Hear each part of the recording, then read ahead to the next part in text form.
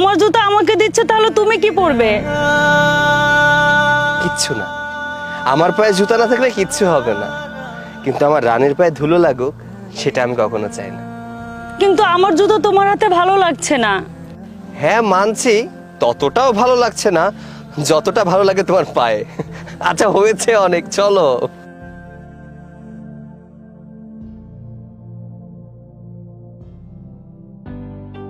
কি ব্যাপার, কি ভাবছো? কিছু না।